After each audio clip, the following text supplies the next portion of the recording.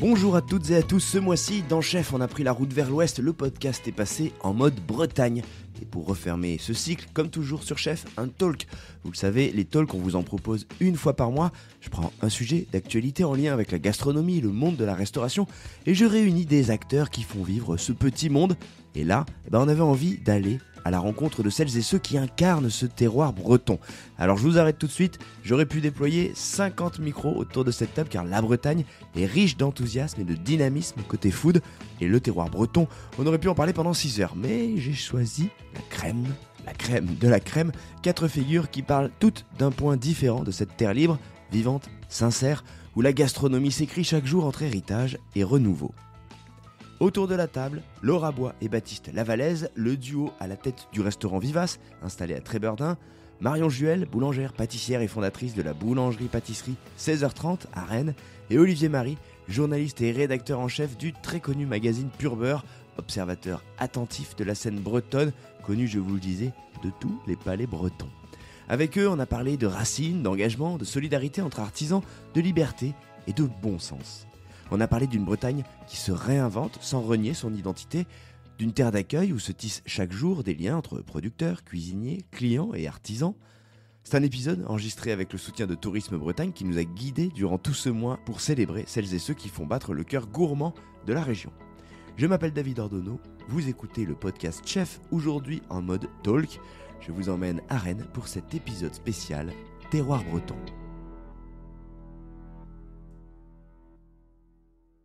Pour démarrer, il est important de peut-être faire un petit tour de table. Moi, j'aimerais bien savoir comment on va parler de la Bretagne et que chacun va parler depuis son terrain, depuis sa chapelle, depuis son, je sais pas comment on peut dire ça, mais quoi qu'il en soit, est-ce que vous pouvez chacun m'expliquer, me dire déjà d'où vous venez et quel est votre rapport à la Bretagne? Qu'est-ce que ça évoque pour vous? Quelle est la nature de votre lien avec ce territoire?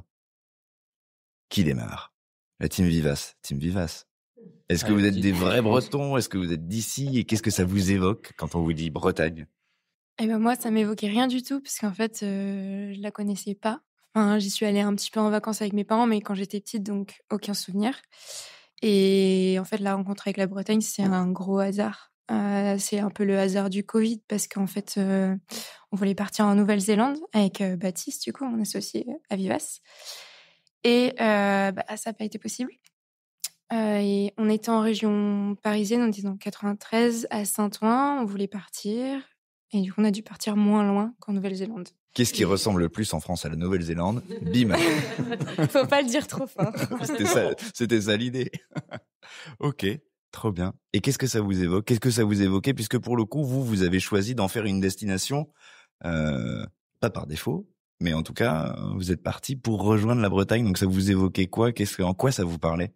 En fait, alors j'ai 2 réponses à cette question. On va dire un peu le truc un peu fantasmé, puis après maintenant la réalité de parce que la Bretagne, enfin moi je vais parler, encore plus zoomé, dans le sens où je vais parler du Trégor, vraiment le terrain dans lequel on est à Trébordin, où on a un lien très fort avec, tous nos producteurs et tous les éleveurs et nos clients aussi. Enfin voilà, par le restaurant qu'on a ouvert, là-bas, on a comment dire, créé vraiment beaucoup de liens en fait, et moi c'est quelque chose qui est important pour moi, dans ce schéma-là quoi, voilà, de créer du lien. Donc ça c'est La réalité pour le coup. voilà, ça c'est plutôt la réalité. Donc c'est plutôt ce que ça représente la Bretagne pour moi maintenant aujourd'hui à l'heure actuelle à laquelle je parle. Et le fantasme? Le fantasme, ouais, c'était le voyage. Voilà, on avait envie de voyager et puis en fait on s'est laissé porter un peu comme une graine, au gré du vent. On a commencé à Pléneuve-Valandré, à Daouette, près d'Erquy, là, donc, et on a cherché une location à l'année, on n'en avait pas jusque-là. Et on a trouvé à l'Île Grande, donc juste à côté de Trébordin. Là, on a ouvert le restaurant. Et après, on a visité le restaurant. On s'est dit c'est une suite logique. C'est voilà, ainsi qu'elle est Vivace. Voilà, on s'est laissé porter par le vent vraiment dans cette aventure. Donc on a découvert un petit peu de Bretagne comme ça. Trop bien. Voilà. Belle histoire. Chers amis de l'autre côté de la table, Olivier, Marion, à vous de me dire d'où vous parlez. Qui êtes-vous? Est-ce que vous êtes des vrais Bretons? Et qu'est-ce que ça évoque pour vous, la Bretagne? Bon, moi, je suis né en Bretagne. J'y suis reparti un peu et j'y suis revenu. Donc, je suis en Bretagne depuis très longtemps quand même.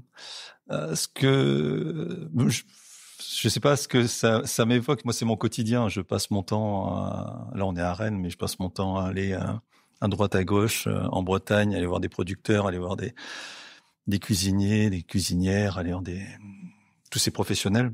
Ce que ça m'évoque, la Bretagne, je sais pas. Ce que j'aime dans la Bretagne, autant je suis pas très fort moi sur la culture bretonne traditionnelle, on va dire. Ce qui m'intéresse dans la Bretagne, c'est cette Bretagne d'aujourd'hui, ce qu'elle représente, et dans mon milieu, c'est cet enthousiasme et ce dynamisme qu'on peut observer partout. C'est pas clinquant, on n'est pas clinquant en Bretagne. Je pense qu'il y a une vraie sincérité des gens. Enfin, en tout cas, moi, je le ressens comme ça. Et je suis bien dans cette région parce que je pense que s'il y avait pas ça, alors je sais pas, comme c'est ma région, je sais pas si j'aurais été travailler ailleurs, mais en tout cas, je m'y sens bien. Et je m'y sens bien parce que je suis accompagné et je rencontre des gens bien.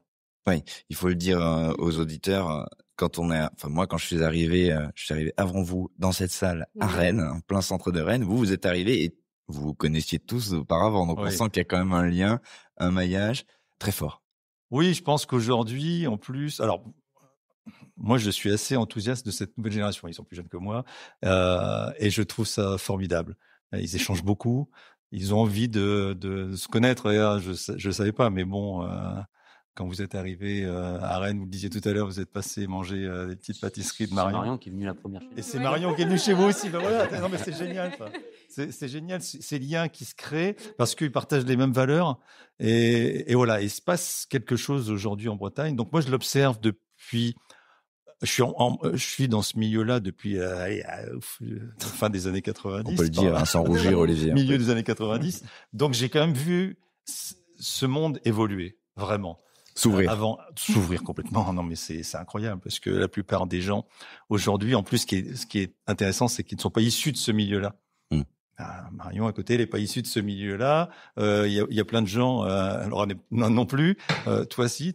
Moi, je suis un pur produit. Moi. Baptiste est plus pur produit. Mais divergence. Et ça crée une richesse. Ça donne une richesse incroyable. Ouais. Donc ça, c'est vraiment intéressant. Et la Bretagne aujourd'hui, elle puise, elle a aussi cette force-là. Moi, je trouve ça vraiment intéressant. Ouais, dynamique, authenticité. Il y a plein de jolies valeurs qu'on va développer ici, Marion. Alors il ne reste plus que. Ouais, et Bretagne, c'est naturel. Enfin, en fait, je suis née à Rennes.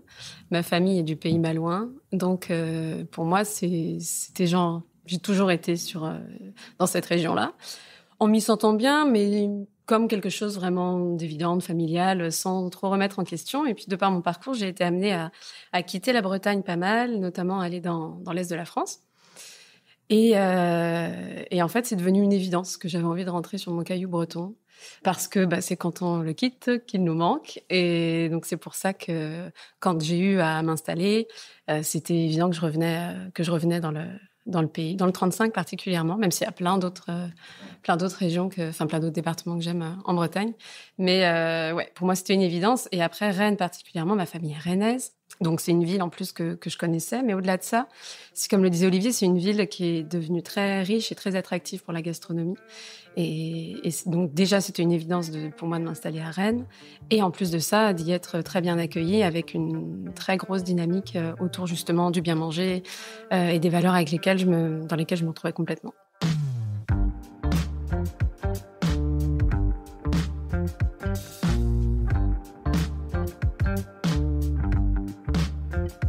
On va parler justement de cette scène et de cette dynamique que vous décrivez, ça a l'air vivant et vibrant. Parlons du terroir, parce que c'est autour de cette notion qu'on va tourner aujourd'hui, du terroir breton. C'est pas toujours facile de définir cette notion, de savoir ce que ça recouvre. Olivier, peut-être que tu peux nous en parler un petit peu, puisque de fait tu l'observes depuis des années et par des prismes différents. Tu sembles dire que c'est une notion en mouvement. Je vais te laisser répondre à ça. Parce que quand on parle de terroir, on parle parfois de patrimoine, on parle parfois d'histoire, on parle parfois d'une notion un peu figée. Toi, au contraire, tu as l'impression de parler d'un grand mouvement et d'une grande dynamique, pour la Bretagne en tout cas. Mais je pense qu'une des chances de la Bretagne du bien manger, c'est que justement, elle n'est pas engoncée dans des traditions trop fortes. On parle d'une cuisine et d'une gastronomie bien mangée, populaire, sans gros marqueurs comme on peut être parfois peut-être dans le pays lyonnais ou autre ou dans le Bordelais. Enfin, ici, on a une grande Attention, liberté. ne nous fâche pas avec les Pardon, autres non, mais régions. je me fâche avec personne. Moi, j'aime bien tout le monde. Mais donc voilà, on n'a pas ce poids, je pense pas, en Bretagne d'une culture trop forte.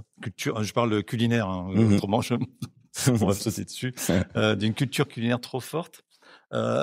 Et donc, ça donne une grande liberté. Et puis voilà, je le redis, tous ces gens qui arrivent de partout, ça contribue à faire bouger, à faire bouger les lignes. Moi, j'y suis arrivé, donc c'est vrai que c'est une vraie terre aussi. Ce qui est intéressant, c'est une vraie terre, ce que j'appelle des villes d'accueil paysan. Il y a beaucoup de marchés. D'ailleurs, quand je croise plein de jeunes, et ça c'est intéressant, des gens qui ne sont pas issus de la Bretagne, qui sont pas nés en Bretagne. Je crois que c'est Vivant à Aradon. Tous les deux, ils connaissaient pas la Bretagne, comme Laura, tu le disais. Ils sont venus en Bretagne parce que ils ont compris que c'était une terre riche en producteurs. Et un cuisinier, une cuisinière, s'il n'a pas de producteur, il fait rien. Hein. On est d'accord là-dessus. Donc, ils se sont dit, il se passe quelque chose. Il y a un renouveau, il y a un vrai terroir intéressant. En plus, on parle de renouveau en cuisine, mais il y a aussi un renouveau évidemment chez les producteurs. Hein. Bien sûr. On va en parler, bien sûr. On en parlera tout à l'heure. Ça va de pair, ouais. Voilà, tout à fait. Et donc, ces gens-là viennent s'installer en Bretagne, participent au renouveau de la Bretagne, parce qu'ils sentent qu'il y a un vrai terroir. Alors effectivement, on a cette image de la Bretagne intensive, ce qu'il ne faut pas non plus se voiler la face, c'est aussi le cas, c'est une réalité. Et ce qui s'amplifie d'ailleurs. Et ce qui s'amplifie, mais on a aussi partout des gens qui font bien. Des espoirs. Non, des gens. Oui, oui, c'est ça. On a plein de gens qui ont des vraies convictions, des vraies valeurs, qui travaillent le vivant dans le respect de l'environnement et des hommes. Et ça, c'est intéressant. On va parler justement de ces engagements et de ces questions-là parce qu'on a des gens engagés autour de la table, quels que soient les terrains qui les occupent. Marion, justement, ce rapport au terroir, quand tu as envisagé ton projet, 16h30 en l'occurrence, il avait quelle place tu voulais lui donner, comment tu voulais faire parler ce terroir breton qui t'a manqué à un moment, on l'a compris, et que tu as voulu retrouver forcément. Ça fait 7 ans maintenant que 16h30 existe sur Rennes. Et moi, je suis arrivée avec une culture pâtissière quand même. Donc en pâtisserie, c'est vrai que les choses peuvent être un peu plus figées que dans le monde de la cuisine. Et l'immense chance que j'ai eu, on parlait Attends, pardon, mais je peux pas te... Dis-moi. Quoi, on parle de recettes, on parle de choses comme ça, c'est ça que t'entends par le fait que ce soit figé en pâtisserie Figé, oui, c'est-à-dire que classiquement, en tout cas de ce que je connais de la pâtisserie, la formation en pâtisserie est une formation qui est très technique, codée, très avec codée, c'est ça exactement, avec bien sûr les figures imposées aussi de la pâtisserie. Et c'est vrai qu'en tant que pâtissier, on est très habitué à faire attention à une température de fin de cuisson à 84 degrés. Des fois un petit peu moins. On a moins la cuillère dans la poche, dans la veste, à essayer de goûter, à essayer d'ajuster. Et voilà, il y a beaucoup de protocoles qui peuvent être un petit peu, qui sont très établis, mais qui nécessitent aussi d'avoir des matières premières très figées. En fait, ce qui respecte justement ces protocoles-là, donc ils sont assez normés. Donc toute la chaîne, que ce soit la recherche, donc les matières premières jusqu'au protocole de cuisson, etc. Et sans aller trop loin, c'est encore autre chose, mais en lien aussi avec la mécanisation de ce métier-là pour être productif. Je parle vraiment de la pâtisserie boutique. Ah ouais. Moi, je suis vraiment en pâtisserie, donc c'est encore différent. Mais en pâtisserie boutique, on va aller chercher des machines qui permettent d'être plus réguliers, plus rapides, de gagner en productivité. Mais qui dit machine, dit matières premières qui sont adaptées aux machines. Ouais, donc des formats dans des formats. Ouais. Donc tout ça explique un petit. Et ça, c'est vraiment la culture de la pâtisserie boutique, et ça l'est encore. Dans les formations, dans les CFA, etc. Donc pas facile de faire entrer des valeurs un peu différentes ou une forme de modernité dans ce genre de cadre. Je sais pas si c'est facile ou pas facile. Moi, après, c'était vraiment le choix que j'ai fait. Et puis, c'était facile dans le sens où c'était une toute petite entreprise. Mais ça passe par quoi ? Ça passe par... moi, ce qui m'intéressait, c'est de réfléchir l'entièreté du cycle de vie du produit. C'est-à-dire, on parle beaucoup de sourcing produit, on va parler terroir, on va parler choix des matières premières, mais après, j'avais vraiment envie de réfléchir à la vie de cette matière première au sein de la pâtisserie. Comment est-ce qu'elle est transformée ? Comment est-ce qu'on gère les coproduits ? Comment est-ce qu'on gère les déchets ? Le transport, la fin de vie, etc. Donc, c'était vraiment cette vision un peu circulaire qui m'intéressait. et qui, pour revenir au terroir, a beaucoup changé parce que j'ai eu aussi la chance de rencontrer beaucoup de personnes, de cuisiniers notamment, et de cuisinières à Rennes qui avaient déjà avancé sur ces démarches-là et qui ont été une source d'inspiration incroyable et un appui et technique et puis d'idées, de recherche. Enfin, c'est sûr qu'il y a une grosse entraide, en tout cas, sur Rennes, une ouverture des cuisines à tous, une ouverture des réseaux. Et c'est vrai que pour avoir accès à ce terroir-là, moi, je partais de zéro. Enfin, voilà. Mais en quoi ces chefs et ces cuisines t'ont aidé à connaître, j'imagine déjà, des gens, des producteurs, à faire un petit maillage de sourcing ou sur d'autres terrains? En fait, très concrètement, quand je suis revenue sur Rennes, on va manger chez les uns, chez les autres. Et je me souviens, c'est vraiment, c'était il y a 7 ans, et je me souviens être allée manger chez Bercail, et Greg avait fait un dessert autour du pain grillé et du kumquat. Je me suis dit, c'est génial de mettre du pain grillé, dans l'occurrence, dans une glace. Et j'avais trouvé cette utilisation un peu complètement désaxée, en fait, d'utiliser un détournement, d'utiliser du pain. Et j'avais trouvé ça génial. Donc, et je me souviens que c'est un des éléments déclencheurs. Et puis, il s'avère que c'est simple, ils étaient dans une rue adjacente à la mienne, celle de 16h30 à Rennes. Il n'y avait pas un dessert qui sortait de 16h30 sans que je l'ai mis au comptoir de Bercail et qui m'ait fait un retour. Et c'était pareil avec Origine. Il y avait toujours moi, j'avais besoin d'appui.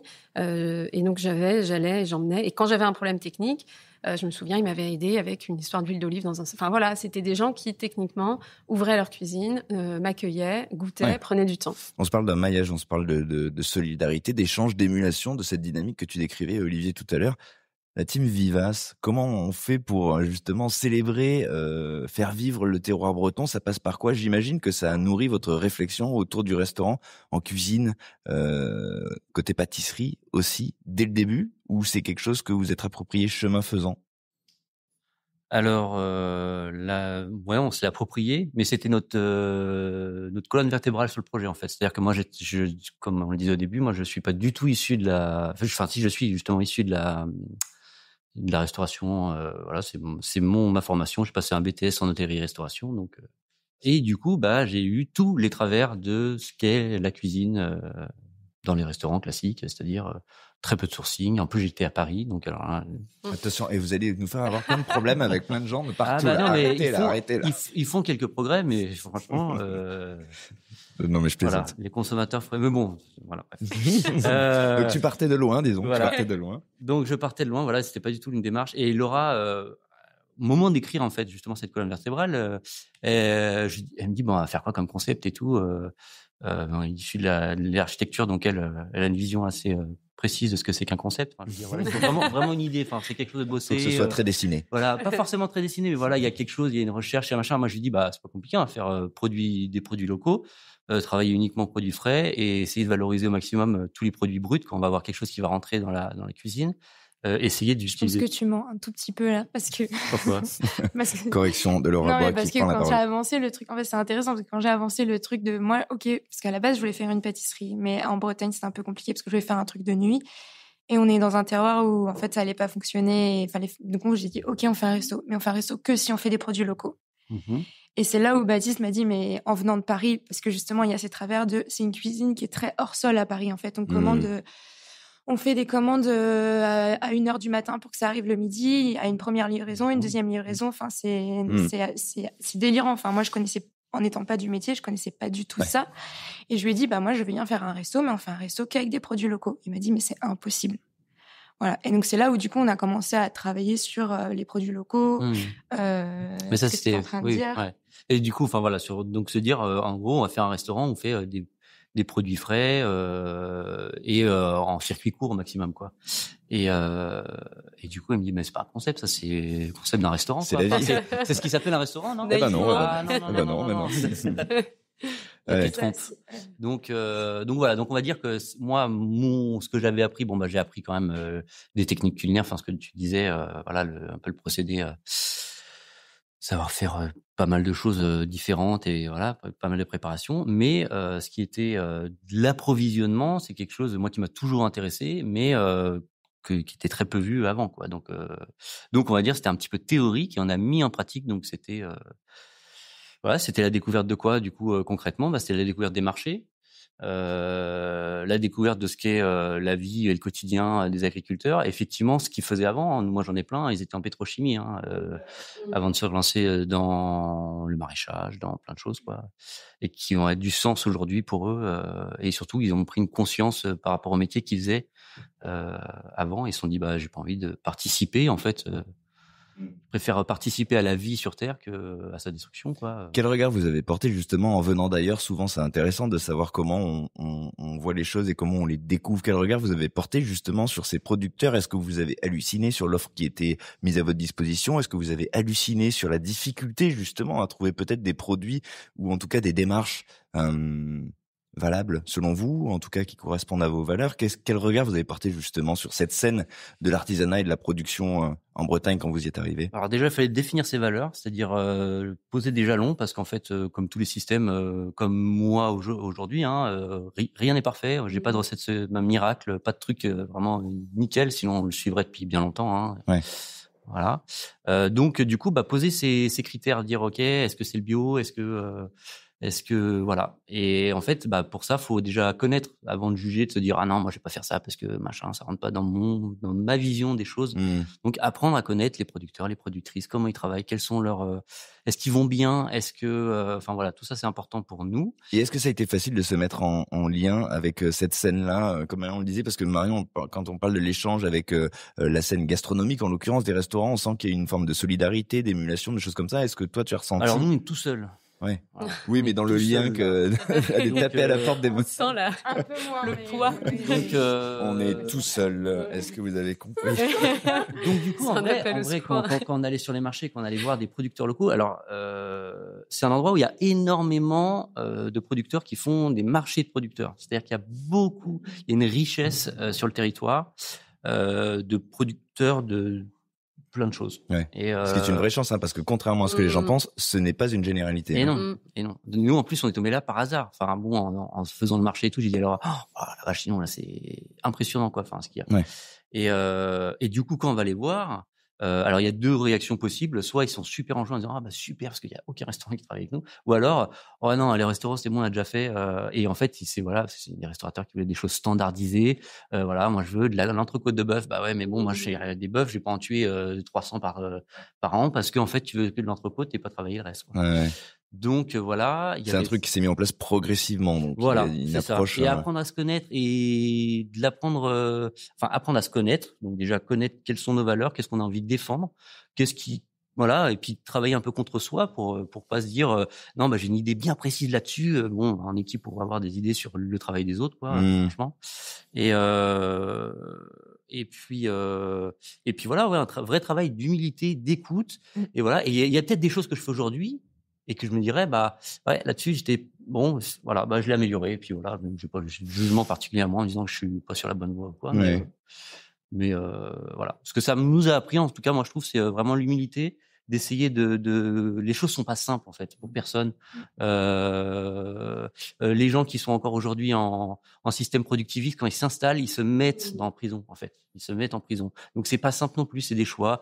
Ils ont pas forcément eu l'accompagnement, ils ont peut-être été isolés, ils ont peut-être été, enfin voilà, c'est pas pour autant qu'on va promouvoir ce système-là, mais je veux dire dans le sens où voilà, on essaye de pas avoir de jugement et en fait de se fermer plein de petites cases et de se dire nous on est les meilleurs, on est au-dessus de la mêlée. Et voilà. Olivier, toi qui observes justement la scène justement des producteurs, mais aussi des chefs, des restaurateurs, donc finalement ce dialogue constant qu'il y a entre ces deux mondes, est-ce que tu as perçu des évolutions dans l'échange qu'il peut y avoir entre ceux qui produisent, ceux qui cuisinent en l'occurrence, sur les quelques années depuis lesquelles tu fais ce métier? Tu nous disais que ça faisait quelques années maintenant. Je pense que ça fait longtemps quand même que les cuisiniers, il y en a tout le temps eu. Enfin moi en tout cas j'en ai toujours connu des gens qui travaillaient avec des producteurs. Alors c'est vrai que souvent l'habitude, ce que tu disais Baptiste, c'était d'avoir des choses un peu mais moi je veux que les carrés du cochon, et c'est pour ça que de plus en plus on voyait des producteurs qui avaient plus du tout envie de travailler avec des restaurateurs, parce que c'est bon, qu'est-ce que je fais du reste de ma bête?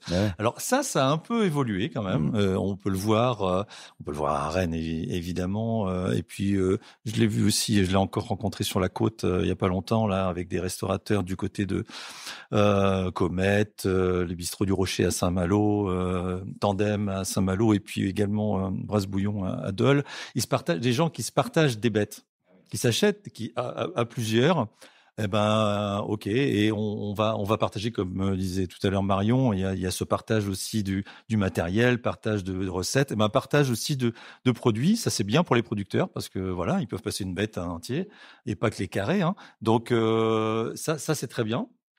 Ça se fait vraiment, ça se fait même sur des thons, à Rennes, en tout cas. Enfin, j'ai pas souvenir ailleurs, et voilà. Et je crois savoir que ça se passe également, ailleurs dans d'autres départements. Donc, c'est plutôt intéressant d'avoir ce relationnel-là entre les producteurs. Je pense qu'il faut aussi avoir pas mal d'humilité. Effectivement, il y a parfois des cuisiniers, des cuisinières qui arrivent en disant moi je veux que de la petite pêche de petits bateaux ou que de la ligne.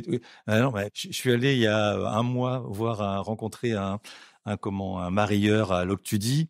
Voilà, il me dit attends, moi j'ai des gens qui m'appellent d'Ille-et-Vilaine en disant moi je veux que du petit bateau. Mais il faut avoir une conscience aussi de la réalité de la pêche. On peut pas faire que ça.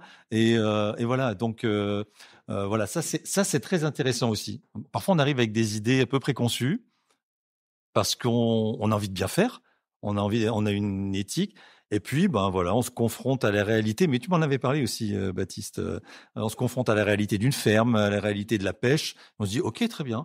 Qu'est-ce qui vaut mieux ? Il vaut mieux écouter quand même celui qui est sur le terrain, le producteur, le pêcheur, le mareyeur. Et d'apprendre. Sur la pêche, pourquoi on n'a pas de petits bateaux ? Parce que depuis les années 2000, l'Union européenne faisait que de la casse sur de la pêche artisanale pour mettre à l'eau des grosses flottes. Et aujourd'hui, c'est encore le cas. Toutes les histoires sur l'océan et tout ça, ceux qui sont pas inquiétés, c'est ceux qui vont pêcher pendant 3 mois dans des eaux où on ne devrait même pas avoir le droit de pêcher. Et du coup, après, on est là pour dire oui, mais moi je veux que du petit pêche. Oui, c'est vrai.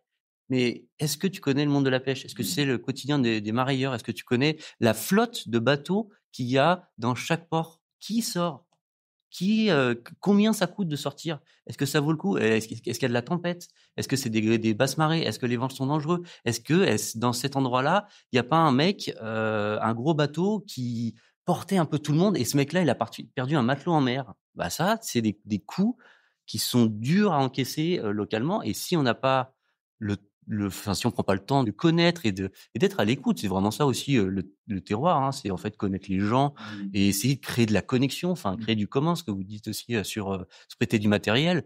Voilà, je pense que nous on fait ça pour créer du commun, et en fait tous ensemble on est plus efficace en fait. Mais c'est marrant parce que c'est pas forcément commun. Et ce que vous dites là, vous dites 2 choses. Vous dites qu'il y a quand même au sein de ce territoire dont on parle depuis tout à l'heure, à savoir la Bretagne, une notion de partage, d'entraide, d'émulation. J'imagine que c'est pas idéal et qu'il y a toujours de la progression à faire là-dessus. Néanmoins, vous faites état quand même d'échange, d'une forme de maillage, de solidarité, et vous parlez justement d'une nuance à apporter aussi, parce que quand on regarde d'ailleurs, on a envie de dire mais oui, mais en fait on a envie que les légumes viennent du champ d'à côté, que le bateau ramène les 3 poissons qu'il a pêchés, et puis c'est super. En fait non, les choses sont plus nuancées, plus complexes, et il faut les admettre justement dans cette complexité-là. Si on parle justement des gens avec qui vous travaillez tous respectivement, toi Olivier, que tu observes, est-ce qu'il y a un profil? Est-ce que toi Olivier par exemple, tu peux nous dire comment tu choisis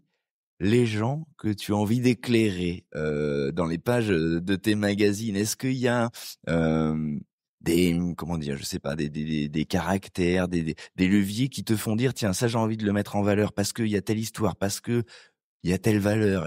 Est-ce qu'il y a un petit profil que t'aimes particulier? C'est compliqué parce que la nature humaine, c'est complexe.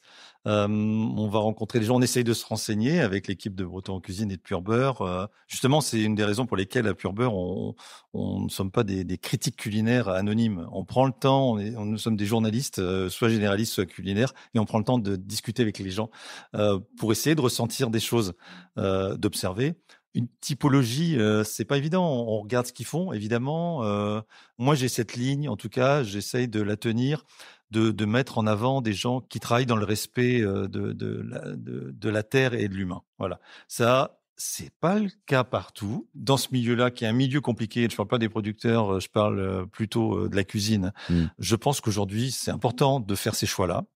Mais bon, c'est un milieu qui est voilà, qui a ses dérives, ses travers. Ils sont réels, hein, en Bretagne comme ailleurs. Hein. Donc voilà, on essaye de voir un peu comment ça se passe, de voir s'il y a de l'humain. Moi, c'est vrai que je fais beaucoup attention à ça quand même. Hein. Oui, parce que tu as une responsabilité quand même, comme toute personne qui là, en l'occurrence, on se parle de 2 titres. Donc, tu as 2 magazines en responsabilité, ceux que tu vas éclairer, les choses et les gens que tu vas mettre en valeur.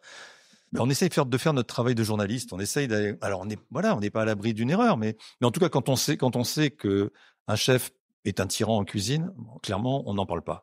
Moi, il y a des gens, ça fait 10, 15 ans, dont je n'ai pas écrit une ligne dessus parce que je sais, voilà. Et donc voilà, j'ai pris ce chemin-là. C'est un choix, hein, mais quelle que soit la qualité de l'assiette, hein, c'est pas un problème. C'est pas le sujet, ouais. C'est pas le sujet. Hein. T'arrives à remplir ton magazine. Je pense qu'aujourd'hui, quand des gens vont au restaurant, même si l'assiette est très bonne, mais s'ils savaient que derrière il y a vraiment des brimades ou des équipes qui souffrent, je pense qu'elle aurait pas du tout le même goût, cette assiette. Et je pense qu'ils ont envie d'être informés de ça. Alors, nous, on est plutôt dans le côté positif, c'est-à-dire on met en valeur les gens. Et on parle pas mais on ne parle pas des autres. Okay. Donc, voilà, on fait ces choix-là, des choix. On essaye alors chez les producteurs, on essaye de voir comment ça produit, comment ça travaille, comment ça pêche, mais en même temps, voilà, Manu Garec, dont je parlais tout à l'heure, le marailleur, voilà, il m'a dit, mais moi, voilà, hein, je fais pas que du petit bateau, mais très bien, mais tant mieux. Moi, ça m'intéresse. Comment tu travailles. J'essaie de montrer le bon côté du bien manger en Bretagne, mais j'essaie de ne pas idéaliser non plus. Je sais c'est pas, on n'est pas dans le monde de oui, non, ça c'est clair. T'as un principe de réalité, effectivement, et je trouve que ce que vous disiez tous les deux est intéressant là-dessus, sur justement le côté mouvement et amélioration, parce que d'une part, on a envie, nous, nos pratiques, on essaie de les améliorer, et rien n'est parfait, clairement. Et puis en plus, on s'appuie sur d'autres réseaux, les producteurs, les pêcheurs, qui eux aussi sont dans un système qui, pour la plupart, en tout cas ceux avec lesquels on peut travailler, essayent de l'améliorer, mais il y a le principe de réalité. Marion, justement, sur ce terrain-là, toi, à 16h30, quelles sont les valeurs Olivier nous parlait justement du respect, respect de la terre, respect de l'humain. Est-ce que toi, il y a des valeurs comme ça qui sont érigées et qui te permettent de choisir avec qui tu vas collaborer, avec qui tu vas travailler, où tu vas t'approvisionner? Oui, pour le coup, oui, il y a quand même pas mal de... Ça sous-tend vraiment à la fois ma recherche de producteurs, à la fois les produits que je mets en vitrine. Typiquement, mon idée, c'était vraiment de rétrécir ma gamme autour du local. Donc, c'est-à-dire ne pas proposer de noix de coco, de fruits de la passion, de mangue. Ça, il y en a pas du tout, en fait, dans la vitrine de 16h30. Par contre, c'est en fait de trouver justement dans cette contrainte-là de la créativité et de se dire, justement, allons voir. Alors là, tu parlais des marchés, ce qui est quelque chose qu'on fait pas du tout en pâtisserie. En tout cas, en pâtisserie boutique, j'ai jamais été sur aucun marché. C'est des commandes téléphone, c'est voilà. Ça fait pas et souvent sur centrale, on minimise le nombre de producteurs. Ça veut dire que d'un point de vue marché, si tu commences à aller chercher des produits, je pense que tu vas les dévaliser, ils vont pas être contents non plus. Sur le volume, oui, mais du coup, c'est ça aussi qui est intéressant, c'est de trouver déjà avoir plusieurs producteurs par produit. En fait, je sais pas, aujourd'hui, on travaille avec plus de 32 ou 35 producteurs rien que pour la pâtisserie, parce que je vais avoir soit ne serait-ce que là, typiquement, le sujet des fraises, mais on peut pas, moi, j'ai pas un producteur qui peut approvisionner suffisamment. Et après, c'est de se dire, s'il peut pas approvisionner sur le volume, et déjà, on fait par exemple, que des produits qu'on va faire en fin de semaine, vu que je sais qu'on va passer moins de matières premières dessus, ou des gammes courtes. Alors on joue quand même avec la déshydratation, les choses comme ça pour étirer un peu la saison, pour des fois faire un peu de stock et puis pouvoir quand même, parce que voilà, quand on a une mise en production, moi il faut quand même que je le tienne quelque temps, parce que même en termes de fatigue, on parlait de l'humain derrière.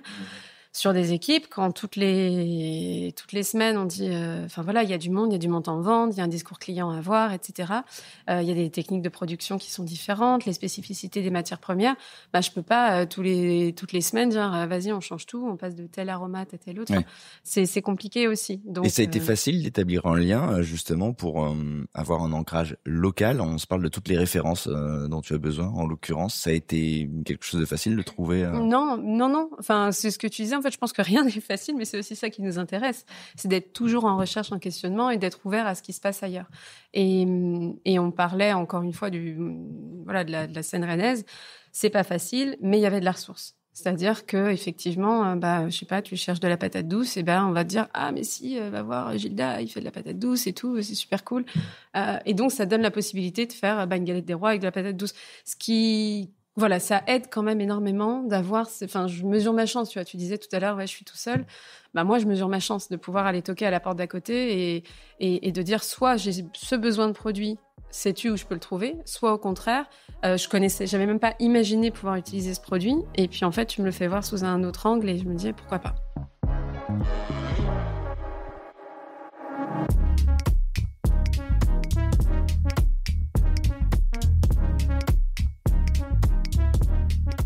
Là, on se parle de produits, de choix de produits, et tu disais qu'il y avait certains produits pour lesquels, toi, c'était pas question, parce que ça correspondait pas aux valeurs et à la vocation de 7h30, et c'est tant mieux, j'ai envie de dire. Il y a des produits emblématiques. Quand on parle d'un terroir, on parle de produits emblématiques. Quand on parle de la Bretagne, forcément, il y a des noms qui nous viennent en tête tout de suite. Comment on fait pour s'emparer d'une culture, d'un patrimoine, d'une histoire gastronomique, sans tomber dans des caricatures, d'un point de vue de la créativité, de la création, de ce qu'on attend dans un restaurant, dans une assiette ou dans une pâtisserie. Chez Vivace, par exemple, en cuisine, en pâtisserie, comment on fait pour faire parler la Bretagne sans être trop attendu? Bah, c'est les producteurs, en fait. Enfin, parce qu'il y a un côté un peu caricatural dans le terroir, qui n'est pas forcément ancré Mais à une réalité le de mot produit production. ça, tu vois, quand on Ouais. parle de terroir, on s'attend à voir... Bon, déjà, ça dépend de chacun, la définition de chacun, que chacun fait du terroir, déjà. La définition du terroir breton, effectivement, ça peut être le même pour la personne qui vient en vacances l'été Exactement. et quelqu'un qui vit là à l'année, déjà. Complètement. Déjà, ça n'a rien à voir. Ouais. Et puis même, on n'a peut-être pas exactement la même définition, ni avec Marion, ni avec Olivier, ni même avec Laura d'ailleurs, de ce que c'est le terroir. Donc voilà, ça c'est, faut définir le terme pour savoir de quoi on parle si on veut parler de ça. Mais je veux dire, pour répondre sur le côté marqueur breton, comment on s'approprie ça? Bah, au gré des envies. Est-ce qu'on a envie de parler de ça? Voilà, bah, la saison des pommes, on fait des pommes. Enfin, nous, on travaille du point de vue surtout de la saisonnalité. Mais il y a des attentes quand même. Peut-être qu'Olivier, tu peux nous le dire aussi. Toi, tu l'observes. Il y a forcément des attentes quand on découvre un territoire ou quand on le connaît justement pour toutes ses habitudes et tous ces rituels, toutes ces traditions. Il y a des attentes quand on vienne dans une boulangerie, une pâtisserie ou un restaurant. Comment on gère ce truc-là? C'est pas compliqué. On l'a vécu il y a pas si longtemps Clairement, que ça. On a fait une émission avec et désolé, mais des journalistes parisiens qui sont arrivés et m'ont dit on veut absolument voir un kouign-amann. Donc j'ai appelé Marion, j'ai dit bah désolé, mais apparemment ils m'ont parlé que de ton kouign-amann, quoi. Ils vont pas parler d'autre chose. Et c'est pas grave parce qu'il est quand même porteur de valeur, Oui, parce il est porteur de valeur. que vache froment du lion, enfin voilà, il y a quand même. Mais voilà, le problème c'est qu'il faut pas tomber dans l'image d'Épinal. Moi, je suis pas là, pourtant sans arrêt on me dit ça. Alors on m'appelle régulièrement pour alors on aimerait avoir vous êtes un spécialiste de la crêpe, de la galette. Alors j'ai dit non, déjà et d'une, je suis pas un spécialiste de la crêpe et de la galette. Tant mieux, il y a de la crêpe, il y a de la galette, ça essaime partout dans le monde, c'est très bien. Le sarrasin, c'est un produit formidable, mais c'est peut-être celui-là, peut-être le produit marqueur de la Bretagne, le sarrasin plutôt que la crêpe et la galette avec la bigoudaine. Mais ok, c'est bien, mais ça va être quoi? Ça va être la vache froment du Léon, ça va être l'armoricaine, ça va être la pinoire. Voilà, on a la pêche, on a énormément, on a une richesse de fou. On commence à avoir du vin maintenant, donc et du très bon. Donc voilà, il faut peut-être aller au-delà. Le terroir breton, mais il est comme un peu les femmes et les hommes en Bretagne. Ils se dévoilent peut-être pas comme ça. C'est peut-être trop facile. L'image superficielle de la crêpe, de la galette, du kouign-amann, du beurre. Parlons-en du beurre. Tout le monde parle du beurre, mais allez goûter un vrai beurre. De Froment du Léon, de Thierry Le Marchand, ou alors de Couleur Froment dans les Côtes d'Armor. Là, franchement, ce sont des beurres incroyables. Enfin, Bouton d'Or, je crois qu'il s'appelle. Voilà, donc ça dépend de quoi on parle. Je pense qu'il faut dépasser l'imagerie, mais évidemment, la Bretagne est forte d'un patrimoine, d'un patrimoine culinaire et il y a vraiment des marqueurs. Mais Olivier, tu soulèves un truc qui est très intéressant, c'est au lieu de s'accrocher à la finalité, à la galette ou au kouign-amann, on remonte le fil et on s'intéresse justement à la racine de ces choses-là. On se parlait du sarrasin. Maintenant, toi, c'est j'imagine des choses qui te parlent, justement, de partir de produits et de la matière pour les emmener peut-être ailleurs. Oui, et puis en fait, quand tu parlais aussi des clichés qu'on peut avoir, en fait, moi je trouve qu'en local, on n'a pas trop de problèmes. Enfin, on reste des entreprises locales qui avons une clientèle majoritairement locale. Bien sûr, il y a des visiteurs, des touristes, mais c'est des gens qui, au final, ne sont pas forcément figés. Oui, il va y avoir la galette ou les ribots du vendredi, bon, bah, soit. Mais par contre... C'est qu'ici, ça. Ouais, oui. Ouais. En plus, il y a des pays différents en Bretagne. Enfin, ouais, il y a en plus plein de pays avec plein de traditions. Mais sinon, moi, je trouve que Toi, tu sors facilement du Queen Yaman, c'est ça que tu veux dire? Alors, oui et non. C'est-à-dire que, oui, j'en faisais pas du tout. Et par volonté. Par volonté puis par culture, c'est-à-dire que moi le Queen Yaman puis par volonté, j'ai pas forcément envie de rentrer dans justement ces clichés de la Bretagne et je trouve qu'on a plein de choses à dire. Ce que tu peux apporter aussi des fois, c'est que c'est un truc, les gens s'attendent à quelque chose, toi t'as l'image et t'as pas envie de sortir quelque chose qui dénote par rapport faut aller voir à la boutique 16h30 voir quelle est sa gamme. Et au final, de se dire, c'est pour faire un Queen Yaman qui sera très bon, bien exécuté. Mais raconte-nous justement, alors Thomas, ton rapport au Queen Yaman, parce que c'est vrai que c'est emblématique. C'est encore justement que je rejoins complètement Olivier, c'est parce que j'ai découvert le produit de Thierry Demarchand, le beurre de madame, les beurres de froment du Léon, et qui est vraiment un produit exceptionnel. Et je me suis dit, OK, pour un Queen Yaman, uniquement si je le fais 100% avec ce beurre-là. Et ça, c'était vraiment le postulat de base.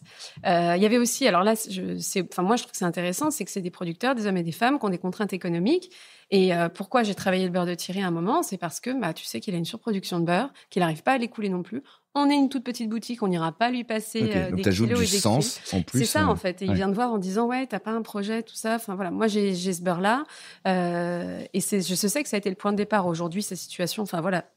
Les choses évoluent pour tout le monde, mais je trouvais que ça donnait encore plus de sens de dire, écoute, à mon échelle, je vais te prendre, 10, 15, 20 kilos de beurre par mois, et puis on va faire notre Queen Yaman, et du coup, on dit aussi quelque chose sur la race, sur la vache, sur vraiment la particularité de cette vache-là, et la particularité du lait, et donc du beurre qu'on produit. Et c'est pour ça qu'il y a eu un Queen Yaman chez 16h30. D'accord, tu véhicules. Chez Vivace, en l'occurrence, Baptiste et Laura, vous avez la même démarche aussi, d'aller partir, on a parlé beaucoup des producteurs justement et de votre lien que vous avez tissé avec eux progressivement. Pareil, vous avez un peu cette envie de se dire, de fait, il n'y a pas de galette forcément. Mais on part du produit, on l'amène quelque part. Ça se traduit. Comment vous le traduisez justement, vous, le geste que vous apportez? Alors ça évolue aussi. Au début, c'était très sélectionné. C'est-à-dire que je faisais mon métier comme j'ai toujours appris, c'est-à-dire, je vais travailler. Donc il me faut, là c'est la saison des carottes. Bon, très bien, je vais prendre des carottes. Ça va être dans tel plat. Ensuite, j'ai, je sais pas moi, des tomates. Très bien, je vais prendre les tomates. Et voilà. Et du coup, je laissais de côté. J'avais pris 6 produits. Voilà, nous c'est en 4 ou 6 ans. En gros. Ouais. J'avais sélectionné 6 produits phares, on va dire, de la saison, et j'avais balayé d'un revers de main tout le reste. Maintenant, j'essaie de faire vraiment, pour parler du terroir, un reflet de ce que c'est la saison. Les gens qui disent, et là il y a une variété importante. Les saisons peuvent durer très longtemps, et comme tu disais aussi sur la conservation, on peut conserver des choses très longtemps. Olivier, quand il est venu manger en septembre dernier, moi j'ai un petit truc qui m'a fait une remarque qui était intéressante. Il a dit, tu as une bonne maîtrise du piment. Et du coup, cette année, je me suis dit, je vais pas me faire avoir à plus en avoir. En fait, je vais essayer de les conserver. Donc, je vais les conserver au vinaigre, en sirop, dans l'huile d'olive, pour pouvoir en avoir en fait tout au long de l'année, et plusieurs variétés différentes en fonction de... T'es en train de nous décrire quand même un geste qui, tu vas me dire si je me trompe ou pas, mais ne tient pas forcément compte d'une histoire, d'un patrimoine de spécialité. Et chez vous, chez Vivace, il n'est pas question d'aller à la rencontre. Voilà, on se parlait du Queen Yaman tout à l'heure pour plaisanter, parce que voilà, c'est un emblème forcément. Pas de ça chez vous. Non, toi, vous reflétez une terre. Nous, on est plus mais en après, rupture, c'est vous qui vous en emparez. On est vraiment proche des personnes qui travaillent sur place, mais par rapport aux produits phares et même ce qu'on attend de la restauration, on pourrait aller plus loin que ce qu'on fait, mais les clients autour de nous sont pas prêts. Mais on est plutôt en rupture, en fait. On a envie de leur faire goûter d'autres choses. Quand les gens goûtent nos assiettes, ils disent cette assiette, c'est le printemps, ou cette assiette, c'est l'automne. Et c'est pas... on pourrait être ici ou ailleurs, ce serait pareil. Parce que vous faites parler la terre et de fait par les produits et les producteurs auxquels. Mais il n'y a pas les marqueurs ou les représentations des plats bretons. C'est ça qui est intéressant. Comment c'est pris? Tu en parles justement de la clientèle. La personnalité de la Bretagne, ce sont des produits, mais c'est aussi une saisonnalité. C'est-à-dire que chez nous, par exemple, la tomate, elle n'est pas en avril. elle est en juin, juillet, avant juillet, et elle peut courir jusqu'en début novembre. Et je pense que c'est ça aussi la personnalité de la Bretagne, la personnalité du bien manger en Bretagne. La Saint-Jacques, désolé, ceux qui viennent en vacances en Bretagne l'été, désolé, mais normalement, il n'y a pas de Saint-Jacques l'été.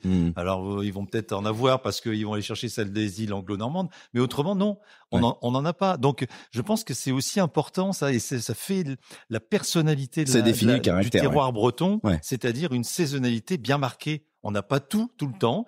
Et alors, on peut avoir tout le temps. Quand on me dit oui, mais non, mais les gens, il fait beau, il commence à faire beau début avril, il leur faut des tomates. C'est la Saint-Valentin, il faut des fraises et des framboises sur les desserts. Ouais, mais désolé, mais non, faut arrêter là. Donc voilà. Ça, c'est le même problème partout. Et la Bretagne, il faut tenir compte de sa personnalité et donc de sa saisonnalité. Elle est spécifique. Et tant mieux. Mais ce qu'on se dit depuis le début, c'est on crée une cartographie d'un territoire et aussi de saison. On se parle de ça, on se parle de temps, de lieu, mais on est en train de se dire qu'on s'échappe aussi des grands étendards, des grandes représentations gastronomiques. On parle du kouign-amann, on parle des galettes, évidemment. On propose autre chose aujourd'hui. Comment c'est pris, ça, localement? Est-ce que, moi je viens du Cantal, j'étais dans le Cantal, il y a une truffade, des choses comme ça. Pas facile d'aller vers ailleurs. Mais il y a un maillage de crêperies en Bretagne qui est de qualité. Oui, ça j'entends. De plus en plus. Moi, je suis moins au fait. Mais c'est facile d'en sortir. Il y en a de plus en plus. Mais non, c'est facile d'en sortir. Moi, je vois plein de gens qui on en sort. Oui, on en sort, mais c'est pas comme ça reste que c'est compliqué et que la question est comment c'est perçu. Et c'est pas simple, mais on s'en fout. Clairement, on s'en fout, en fait. Alors moi, je suis. Du côté de la restauration, du côté de chez Vivas, on va parler de. Oui, de notre côté à nous, on a choisi. Non, mais la restauration, on est de ce côté de la table. Mais chez Vivas, non, mais c'est pas simple justement. Qu'est-ce qui n'est pas simple? Moi, j'ai souvent eu des discours avec des chefs qui m'ont dit. En fait, moi, j'ouvre un truc, j'ai un geste, j'ai une créativité. Le mec, il arrive, il veut son gratin dauphinois. Il y a un petit souci.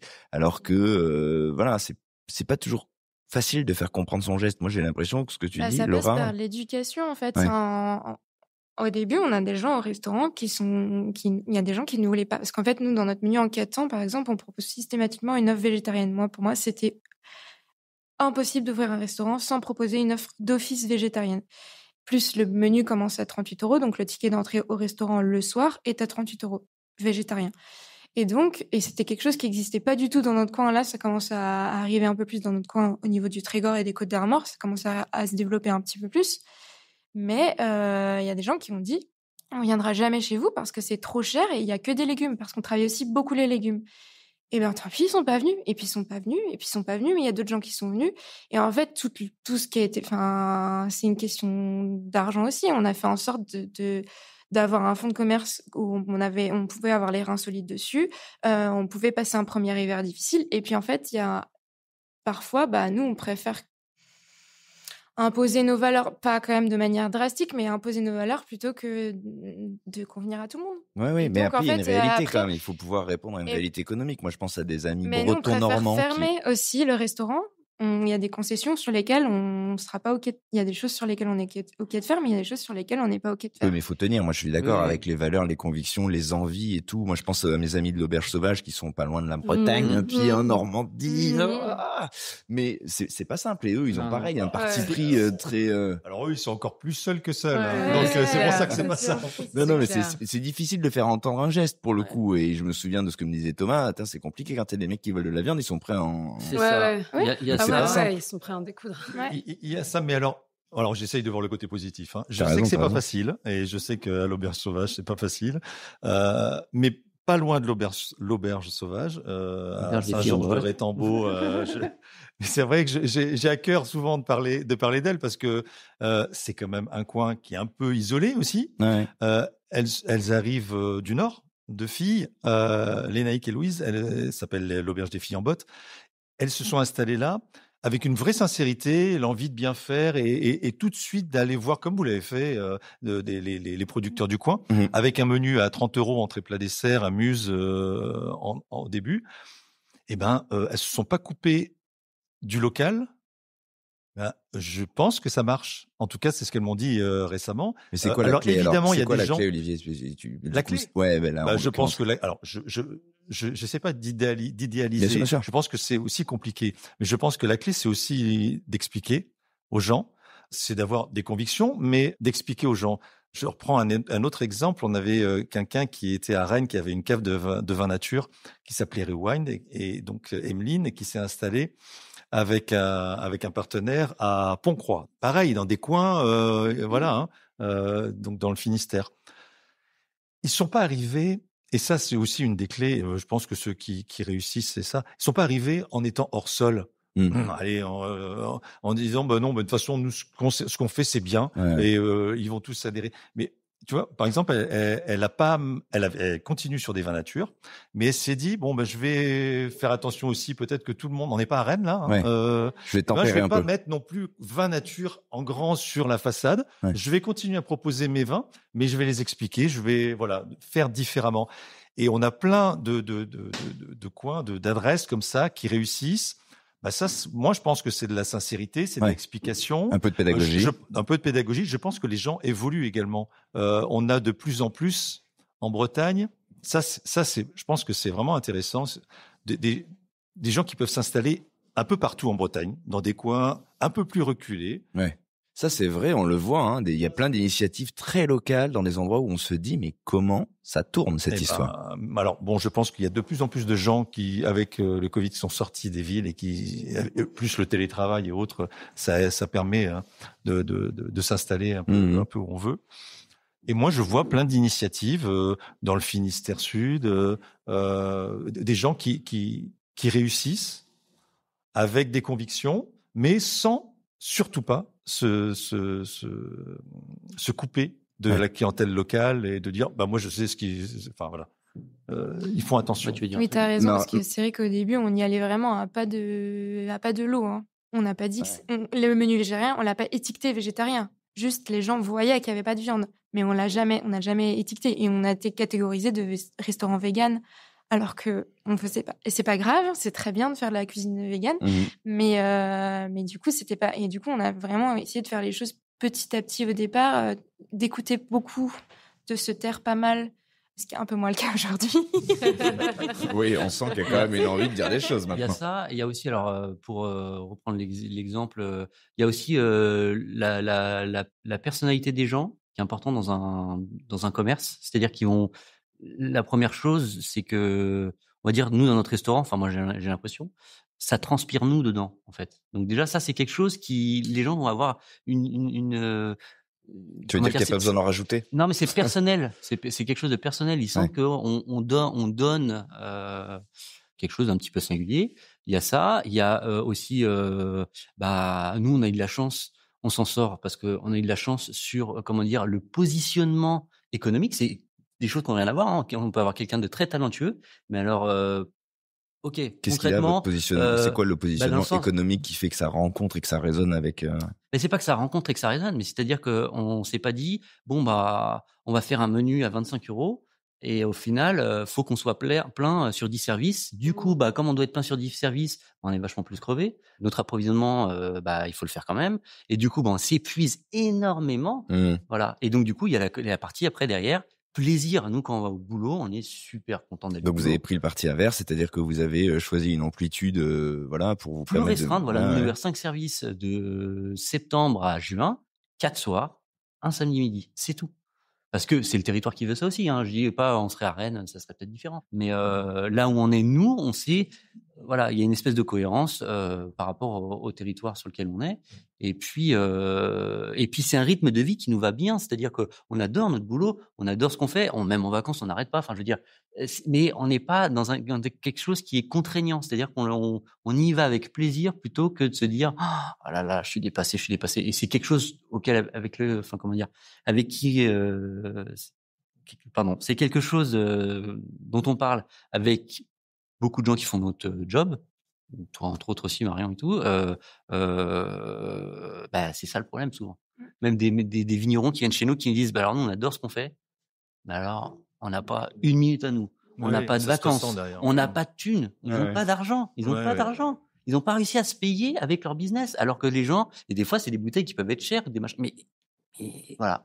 Il y a ça aussi à prendre en compte. Toi, Marion, quand tu entends justement ces intentions de départ, cette manière de raconter finalement son point de vue, sa posture, tu te dis quoi? Est-ce que à 16h30, tu as eu les mêmes questionnements, les mêmes partis pris? Oui, alors à fond, je pense qu'après, on se retrouve complètement sur le socle de valeurs, aussi la radicalité dont tu parlais, et le fait de se dire, voilà, moi, je serais intransigeante sur le fait de ne pas utiliser le fruit de la passion, etc., ou ne pas proposer tel ou tel produit.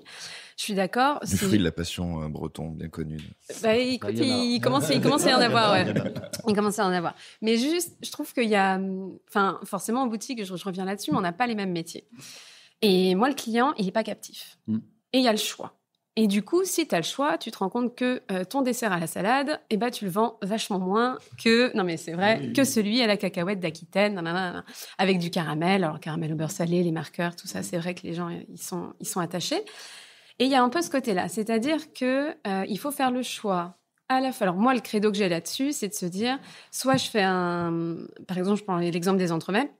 Je fais un entremets qui a une forme très classique. Un Saint-Honoré, un chou, mais je vais y mettre des choses pas classiques. De la courge, du géranium, peu importe. Et l'idée, c'est que les gens se raccrochent à une forme qu'ils connaissent pour que ça déclenche l'achat et qu'après, je me dise, hey, c'est cool, ils ont mangé du foin, quoi. Mais...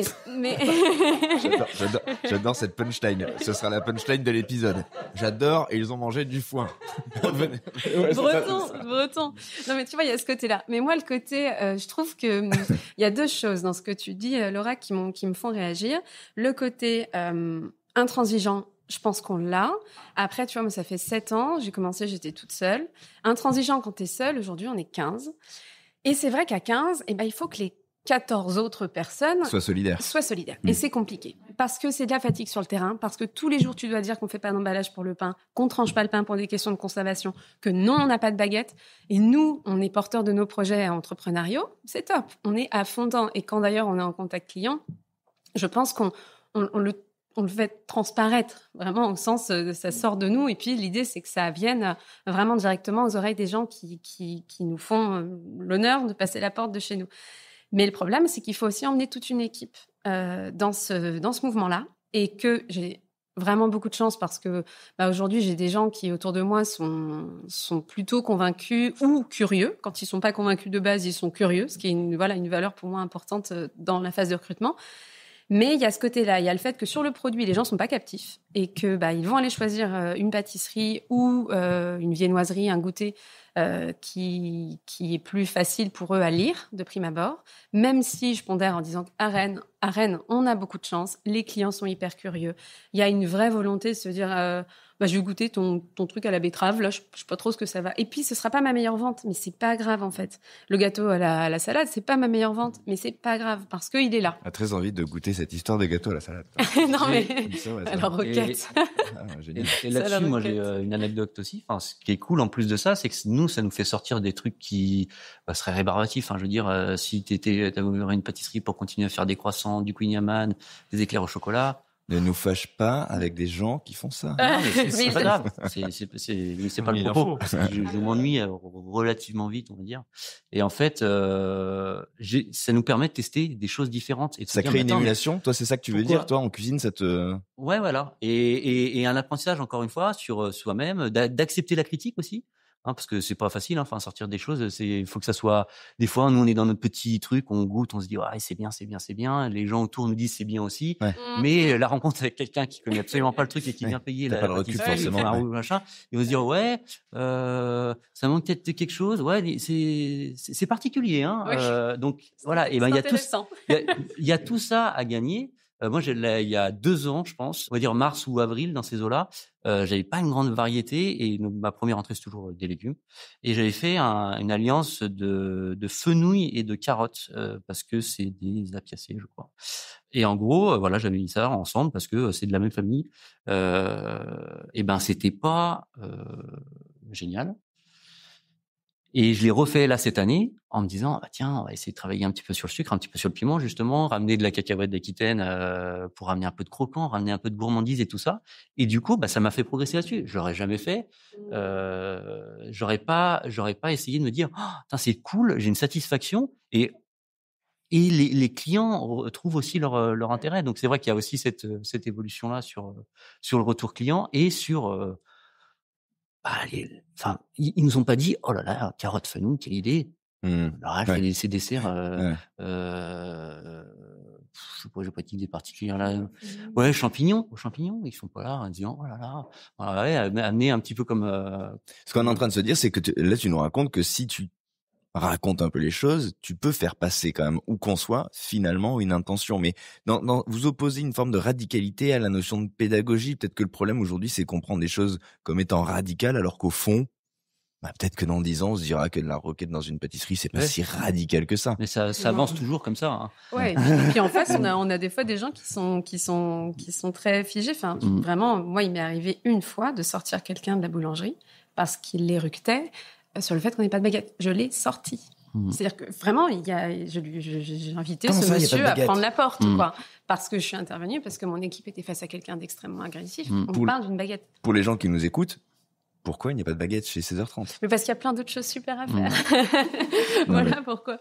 Parce qu'en fait, l'idée, à la base, donc moi je suis pâtissière, je suis pas du tout boulangère. Je me suis appuyée sur une équipe de boulangers qui portent vraiment les mêmes valeurs que moi, plus. Et l'idée, c'était de se dire, nous, ce qu'on veut, c'est proposer, alors pour plusieurs raisons, c'est proposer des pains longue conservation.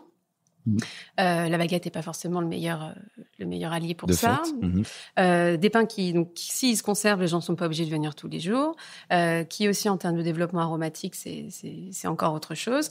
Et en termes de production, moi, je ne voulais pas avoir une façonneuse diviseuse qui parte au four. Je ne voulais pas que l'équipe de boulange ait à façonner je ne sais combien de dizaines, de centaines. Il faut voir les volumes qui sont passés. Ouais. Voilà, donc c'est-à-dire quand tu fais un gros pain, tu nourris au moins 4 familles dedans.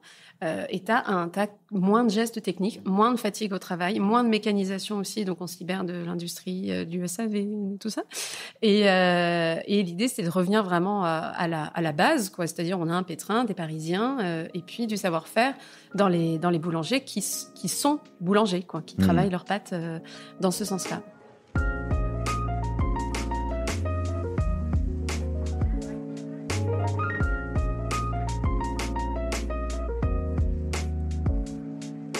Je voudrais qu'on ouvre un tout petit peu cet échange parce qu'on se parle depuis tout à l'heure de valoriser, on est parti de cette notion de terroir, de territoire, on a parlé des producteurs et des produits qu'on oublie et des produits qu'on intègre. Olivier, toi qui observes les choses depuis pas mal de temps maintenant, quel regard tu portes sur l'influence qui peut venir de l'extérieur? Est-ce que les Bretons qui entreprennent, qui créent en cuisine ou dans une boulangerie, pâtisserie, se nourrissent de ce qu'ils peuvent voir, observer, ramener d'ailleurs? Alors, je pense que c'est assez fort en Bretagne. Et c'est assez fort en Bretagne, mais je pense qu'il y a aussi une histoire de génération et qui ne concerne pas uniquement la Bretagne. Ouais. C'est vrai qu'on a souvent dit les Bretons, Marion en a parlé tout à l'heure en préambule, naissent en Bretagne, vont se former ailleurs et observer ce qui se passe ailleurs, cuisiner ailleurs et reviennent. Ouais. Donc, ils reviennent riches de toutes ces expériences, que ce soit ailleurs dans le monde, que ce soit en France, mais voilà, de différents terroirs et différents historisent des femmes et des hommes également, voilà, d'expérience. Et je pense qu'il y a une autre dimension qui est fondamentale aujourd'hui. J'en parlais un petit peu tout à l'heure. Ce sont toutes ces personnes qui ne sont pas issues du monde de la cuisine. Et donc là, on a une ouverture d'esprit qui est juste incroyable. Ouais. Parce que, voilà, toi, Laura, tu viens de l'architecture. Eh ben, ça amène, j'imagine, une grande richesse dans la réflexion et ensuite dans la fabrication. Ou une forme de liberté, en tout cas. Une liberté. On n'est pas toi, Marion, c'est pareil. Tu diras peut-être d'où tu viens après. J'ai rencontré il y a pas longtemps des gens, des jeunes à Roscoff, que vous connaissez. C'est vous qui m'avez donné l'adresse, Bahraïn. Heureusement que j'étais assis quand, je me rappelle plus son prénom, m'a dit d'où elle venait. Elle était scientifique, je crois géologue, qui avait bossé en Arctique, avec une forte sensibilité sur l'environnement. Voilà, je me dis, incroyable. Elle était en salle, elle est rayonnante en salle. Elle est vraiment, je pense que c'est son truc aussi.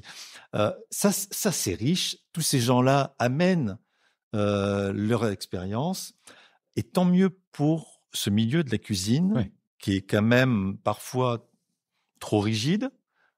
Engoncé dans sa culture propre. Mais tu sais que je crois qu'il y a des régions plus ou moins fécondes pour justement cette énergie-là. L'énergie que tu décris là, on ne la trouve pas dans toutes les régions. Il y a des régions qui sont assez repliées. Hein. Alors, clairement, moi, pour aller à la rencontre quand même de pas mal de gens, je l'observe très fréquemment.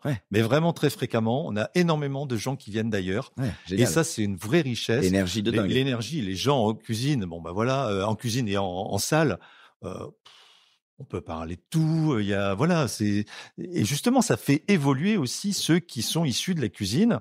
Ça leur ouvre de nouveaux horizons. Donc oui, ça clairement, je pense qu'en Bretagne, sauf si on me contredit, mais je pense pas, ça m'étonnerait. Marion, je sais, tu viens aussi des scientifiques de formation. Oui, je suis ingénieur du bois de formation. D'accord. D'où l'Est de la France, c'est que j'ai été formée à Épinal. C'était ça la déviation, la petite parenthèse avant de revenir en territoire. C'est ça, c'est que j'étais dans une école d'ingé dans l'Est de la France. Alors après, il y avait le terreau de valeur était le même, c'est-à-dire que quand on travaille bois, on travaille pas le béton, quoi. Et puis je suis passionnée de physique, de mécanique. Je trouvais ça hyper intéressant sur la structure. Donc j'ai été ingénieure structure. Je dimensionnais des charpentes, des ossatures. D'accord, ok. Voilà. Après, je l'ai été assez peu. Je suis pâtissière depuis bien plus longtemps que je n'ai été ingénieure, mais en termes de formation. Mais t'es un bon exemple de ce que décrivait Olivier, quoi. Ouais, voilà, tu ramènes aussi. C'est ça. Et du coup, et puis il y a, je sais pas, je pensais, tu parlais de projet ou de se nourrir des uns et des autres, même de métiers complètement différents, parce qu'on parle des fois quand on va dans les restos des uns des autres, dans les pâtisseries des uns et des autres, mais il y a aussi, tu vois, là, il y a un projet d'agroforesterie qui se lance dans la région de Dinan, hyper intéressant, un des premiers en France. Bon, moi, agroforesterie, alors je me dis, ça peut poser problème, mais en fait, la logique est hyper intéressante. L'idée, c'est d'utiliser la forêt, etc., pour que ce soit du rhizome jusqu'à la canopée, et avec une préservation de la biodiversité, une production en lien aussi avec ce qui pourrait être utilisé par les chefs en local. Et il y a une grande ouverture dans ce projet. Ils ont été associés avec plein de monde. Et en fait, je me dis, c'est trop chouette parce que moi, les arbres, la forêt à la base, j'aime plutôt ça. Je trouve que c'est un milieu qui est hyper intéressant, qui est hyper riche en termes de biodiv. Et à côté de ça, tu dis, on va peut-être proposer des plantes, des aromates qui sont différentes. Et donc, s'appuyer sur ce projet-là, je trouve que ça... Enfin, entre autres, mais ce que je veux dire, c'est qu'il y a plein de projets comme ça. Et que, encore une fois, la Bretagne, on est riche, quoi. Et puis le côté pluridisciplinaire. Enfin, je veux dire, on revient toujours sur le côté ouverture. C'est ça.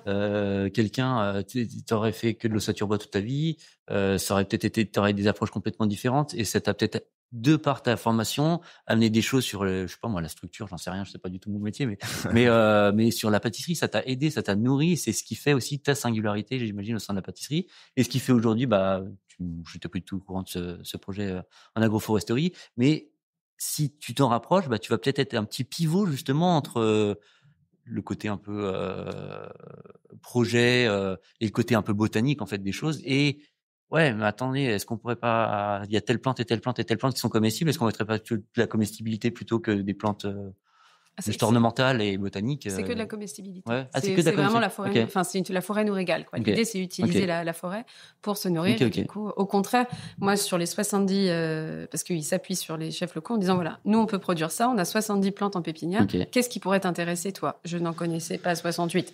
Enfin, donc là, je me suis dit, écoute, faut tester ça. Et donc, il y a soit des alternatives en local de choses, par exemple, des canneliers, pour avoir de la cannelle en local. Je me dis, ça, clairement, ça m'intéresse parce que je m'autoriserai à en utiliser. Et puis, il y a des choses que tu connais pas. Et là, tu ouvres ta palette de découvertes, quoi. Est-ce qu'on n'a pas choisi les meilleurs ambassadeurs de la Bretagne autour de ça? Est-ce qu'on va décider de rester là, en fait? Parce que... Juste aussi, qu'on l'oublie pas, parce que quand on parle d'aller chercher des cultures extérieures pour enrichir la Bretagne, je pense qu'il y a quand même une maison qui est assez symptomatique en Bretagne, c'est celle des Rollinger. Que ce soit Olivier Rollinger qui a marié magnifiquement les épices avec le terroir breton. Pas hors sol, ça fait partie de l'histoire de la Bretagne. Bien sûr. Et quand on voit aujourd'hui Hugo qui était dans la marine marchande, qui est arrivé avec une autre culture, cette histoire. Clairement, il porte en eux cette ouverture de la Bretagne et au monde, à l'ailleurs.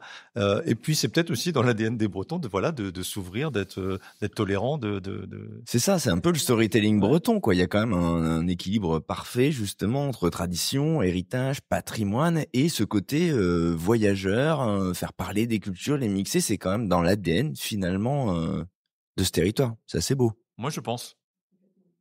J'adore cette idée. Comment on fait pour traduire justement, sachant que il est nourri cet ADN breton de ses voyages et de ses influences, et il s'est enrichi au-delà de son patrimoine et de son histoire. Comment on fait pour le raconter au public? On en parlait tout à l'heure. C'est une région qui est très visitée et on le comprend. Comment on fait pour traduire son discours quand on parle à quelqu'un qui est né ici et à quelqu'un qui découvre? Est-ce qu'on change de langue quand on parle aux touristes qui découvrent Rennes ou Trébeurden et quand on parle aux voisins? Est-ce qu'il y a 2 approches différentes? Marion? Pour moi, pas. Il n'y a pas de baguette, vous avez compris? There is no baguette. Je le dis à tout le monde. Non, pour moi, pas tant. Les questions peuvent être différentes, par contre. Mais Alors, c'est intéressant. Quelle est la question que va poser un touriste qui rentre chez 16h30 et la question que va poser le voisin? Ça revient un petit peu à ce qu'on disait au début de notre échange, c'est-à-dire le touriste va avoir plus envie de se rapprocher des marqueurs. Ouais. Il va chercher son Queen Yaman. Que le local. On avait d'ailleurs eu ce souci-là, avec Olivier, quand on était allé à Marseille et que tu te souviens, et qu'il fallait présenter du Queen Yaman et que effectivement à Marseille, et puis la diaspora bretonne qui était à Marseille avait envie de son Queen Yaman. Et donc l'idée de ça te rattache à ton... et de galettes saucisses. Et de galettes saucisses. Et ça avait été vraiment voilà. Donc après non, moi je trouve que le discours est le même. Et puis encore une fois, en pâtisserie, les clients sont avec nous. Quand c'est 3-4 minutes, c'est déjà beaucoup. Donc, il faut que ce soit très clair et que la lecture à travers que ce soit les produits qui disent les choses plus que nous, parce que nous, on n'a pas le temps de faire vivre une expérience client. On accompagne très peu les gens. Alors, on essaye, bien sûr. Ouais, le temps est court. Le temps est très court. Donc, je pense que peut-être que vous avez... Chez Vivas, vous pouvez installer un dialogue plus longuement. Effectivement, le temps d'un service n'est pas du tout celui qu'on a dans un commerce. C'est sûr. Déjà, on a une surface qui est plus grande. On ouvre au-delà de notre métier, on va dire. On n'a pas que des bouquins de bras, de machin, de trucs. On a des bouquins qui sont transdisciplinaires sur beaucoup de choses, parce qu'en fait, quand on commence à discuter de produire quelque chose sur la terre, on questionne son impact. Donc sur son impact sur le vivant, sur l'humain, sur tout ça. Donc du coup, ça va faire des choses qui vont être...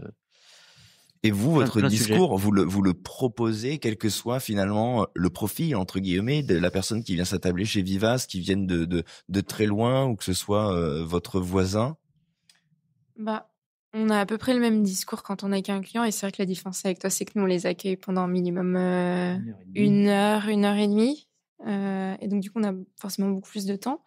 Après, il y a des gens qui sont réceptifs. On fait vraiment en fonction. Il y a des gens qui sont pour nous économiser, nous aussi. On donne l'énergie qu'on a envie de donner par rapport à comment le client accueille aussi notre discours. Donc, s'il y a des gens curieux, on donne tout ce qu'on a à partager. Et s'il y a moins curieux, on a essayé de mettre des petites choses par-ci par-là, des petites graines. Moi, ce qui revient pas mal en ce moment, c'est les vins, par exemple, les vins nature. On a pas mal de gens qui arrivent au resto et qui nous disent j'aimerais un conseil en vin nature, j'aimerais avoir un conseil en vin, mais je veux surtout pas du vin nature. Et donc moi, du coup, je commence à dire qu'est-ce que vous aimez pas comme vin, qu'est-ce que voilà. Et en fait, j'ai toujours un vin assez nature, assez joker. Qui passe systématiquement. Et genre, tu lui fais passer, tu fais goûter aux gens. Souvent de le faire passer en disant, par rapport à ce qu'ils me disent, s'il reste dans cette catégorie. Moi, j'ai déjà oublié leurs critères, pas de vin nature. Moi, c'est déjà, ok, c'est pas un critère. Mais plutôt par rapport à ce qu'ils aiment comme goût, comme sensation, etc. Si ça rentre dans le critère de mon vin joker, je leur mets quasiment systématiquement ce vin nature joker. Et ça marche. Et en fait, ils disent il est excellent et tout. C'est un vin nature. Alors des fois, j'essaye de le dire au bon moment pour pas vexer, mais parfois ça marche pas tout le temps. C'est pire ce que vous vouliez pas. Et en fait, les gens sont sur les fesses parce qu'en fait, ils me disent mais c'est pas possible, c'est pas un vin nature. Si, c'est un vin nature. Et donc ça arrive sur plein de choses. Ça arrive sur même gustativement. Il y a plein de gens qui arrivent en disant moi j'aime pas la betterave, elle manque de peau, l'entrée c'est full betterave. Et en fait, ils ont adoré la betterave, ils avaient pas envie que ça s'arrête. Il y a plein de choses et puis des fois, en fait, ils ont essayé. Et puis ils ont dit, j'ai essayé, mais j'ai pas aimé. Et puis c'est pas, il y a quand même une petite ouverture qui se fait petit à petit, qui est assez intéressante à voir. Mais après, quand on est face à des gens qui sont fermés, Et est-ce que, comme il y a un truc qui m'étonne, est-ce que comme chez Marion, vous avez, ce que Marion tu viens de dire, moi les locaux, ils ont envie souvent d'une autre originalité, de sortir justement des sentiers battus. Est-ce que vous avez le même sentiment? Parce que moi ça m'étonne ça. Moi venant d'une région où la rusticité est forte et le patrimoine très marqué, je peux te dire que les locaux en fait, ils ont souvent pas envie d'aller ailleurs. Est-ce que vous, chez Vivas, vous sentez que les locaux, ils ont une curiosité, une envie de renouveau ou de choses plus originales? Ça, les gens je ne voient dirais pas, que c'est pas filmé, mais peut-être Laura un petit fait. peu réducteur de dire les locaux, parce que oui, il y a des gens qui sont très curieux et qu'importe, ils peuvent être en voyage, ils peuvent être là une journée, même sur les touristes. Il y a des gens, enfin nous on a fidélisé des gens qui étaient qui séjournaient juste à côté de chez nous, qui venaient là par passage et qui se disent ah bah super, on a trouvé un coin de Bretagne où on va bien manger, ou vous concordez bien avec nos trucs de vacances. Ils réservent 3-4 fois alors qu'on change des fois.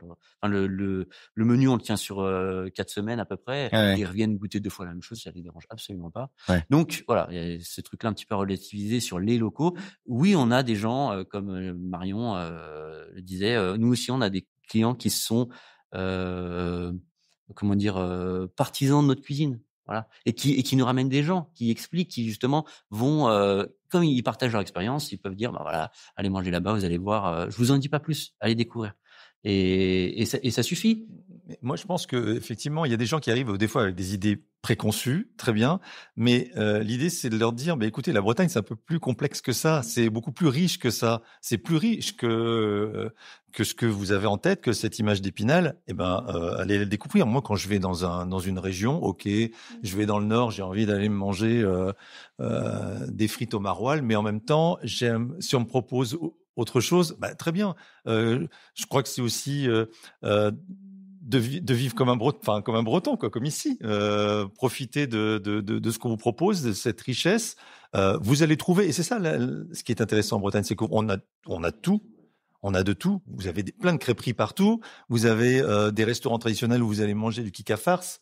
Vous avez des boulangeries spécialisées où vous allez manger du kouign-amann. Mais allez au-delà, c'est plus complexe que ça, la Bretagne, et vous allez voir, c'est toujours bon. Mais tu vois le mot que Baptiste vient de prononcer, qui est le mot de partisan, il n'est pas anodin. C'est-à-dire que pour révéler un territoire, en tout cas ce qu'il produit, et là on est bien entouré, en l'occurrence, on est avec des gens engagés, partisans, qui vont aussi pas avoir peur de sortir des sentiers battus pour mettre en avant leurs valeurs et leurs gestes, pour le coup.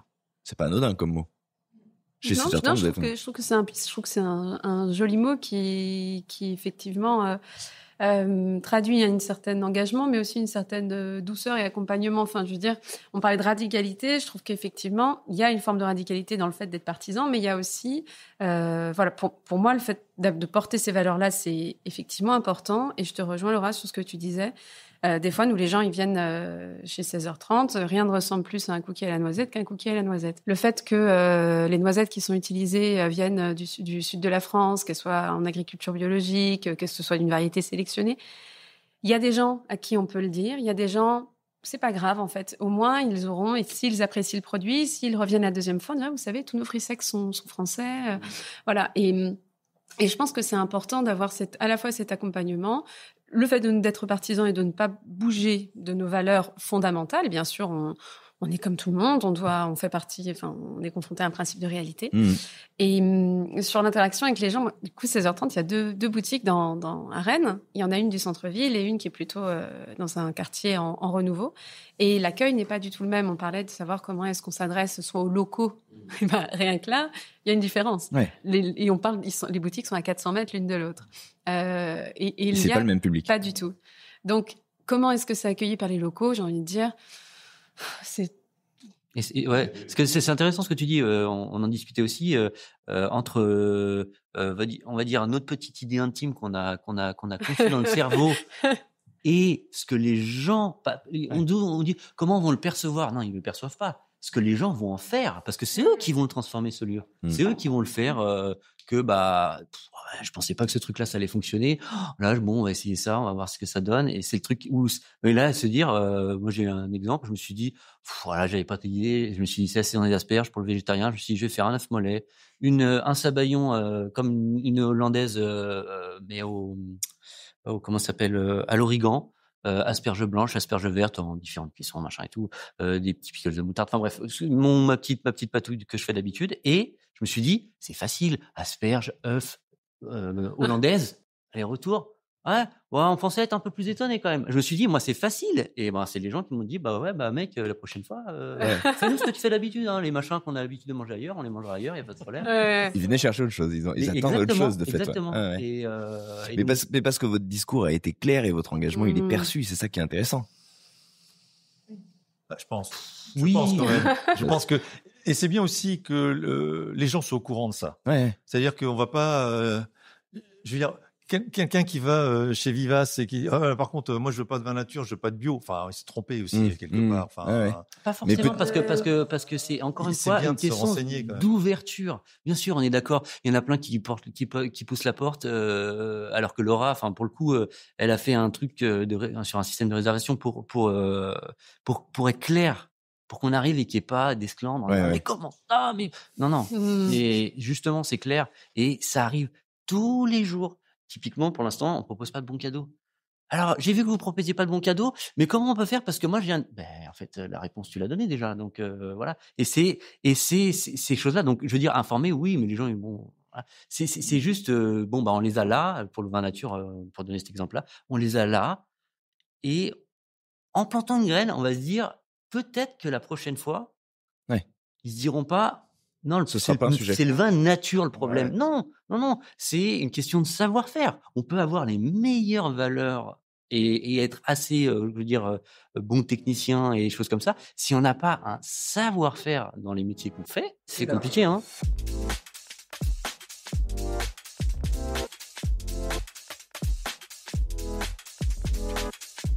Est-ce que la Bretagne, parce on se parle d'engagement, on se parle de discours, on se parle de posture, on se parle du fait d'être partisan, on a dit ce mot-là. Est-ce que la Bretagne avait besoin d'engagement? C'est une terre, la Bretagne, quand on ne la connaît pas, et on se parle de complexité et de nuances depuis le début, c'est une terre à laquelle on accole des images pas forcément toujours valorisantes. On pense à la pollution, on pense à l'élevage, on pense à des choses comme ça. Est-ce que c'est un territoire, et là pour le coup, vous êtes des très beaux ambassadeurs, et depuis tout à l'heure, on n'a qu'une envie, c'est de venir, peut-être pas vivre chez vous parce que vous avez autre chose à faire, mais en tout cas à côté, en voisin. Mais est-ce que c'est un territoire qui avait besoin justement d'un engagement pour changer les choses? Et est-ce que d'ailleurs les choses, selon vous, sont en train de changer? Celles qu'on pointait du doigt, en tout cas. Olivier. Alors, effectivement, et la Bretagne, elle a cette image-là, c'est un fait. C'est une image qui est fondée, hein, clairement. Hein. Voilà, c'est une terre agricole avec souvent des abus. Est-ce qu'elle avait besoin de changer dans le...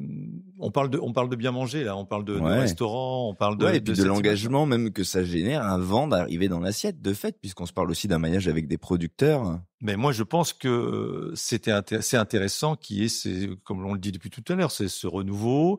Alors, évidemment, c'est pas la majorité du bien manger en Bretagne, mais en tout cas, ceux qui sont là et qui essayent de faire bouger les choses, ils le font de façon intéressante, intelligente. Il y a une vague qui se lève, en tout cas. Il y a une vague qui se lève. Évidemment, avant, la Bretagne, allez, on va dire du côté de Paris, c'est soit ce qu'on a dit tout à l'heure, une image d'Épinal, soit voilà, c'est pollué, c'est ceci, c'est cela, les cochons. Voilà. Il n'y a pas que ça. Et puis aussi le fait qu'il n'y ait pas une histoire forte. On n'a pas énormément de mofs, nous, en Bretagne. Voilà, il y a pas une histoire culinaire forte comme dans le Lyonnais et comme ailleurs. Eh bien, malgré tout, je pense que aujourd'hui, il y a ce renouveau. Je pense qu'on va en parler de plus en plus. Je parle de cuisine. Hein. Peut-être que le fait d'avoir aujourd'hui un 3 étoiles, ça peut aussi ouvrir davantage, montrer c'est une fenêtre, un ambassadeur. Ouais. Et alors, en aparté, je suis ravi que ce soit lui, cet ambassadeur, parce que alors là, pour le coup, ça me réjouit. On comprend. C'est quelqu'un avec énormément de valeur. On l'a vu sur la scène du Michelin. Hein. Donc voilà, on est tous, je pense, fiers que ce soit lui. Donc tout ça crée une fenêtre. Ça montre peut-être une autre image de la Bretagne. Et puis il y a plein de petites adresses. Là, tu parles effectivement de la figure de proue aujourd'hui, mais ce qui est fabuleux aussi dans ce que tu décris depuis tout à l'heure, c'est aussi cette dynamique, et vous en êtes l'exemple aussi, de maisons qui s'ouvrent sur tout le territoire pour porter cette vague, en fait. Et justement, là je prends le contre-pied du 3 étoiles, c'est pas uniquement dans des étoilés. Ouais. Parce qu'aujourd'hui, et c'est ça qui est fort en Bretagne, c'est qu'on a énormément de maisons qui sont de très grande qualité dans leur sourcing, dans leur approvisionnement, mais qui sont pas du tout dans les standards étoilés. Mais par contre, on va manger les mêmes produits que chez les étoilés. Hein. Ouais. Ça, faut pas se voiler la face. Hein. Les fournisseurs. Clairement. Ouais. Donc les Saint-Jacques de Plongée de la baie de Saint-Malo, on va les trouver chez les étoilés, mais aussi dans les bistrots.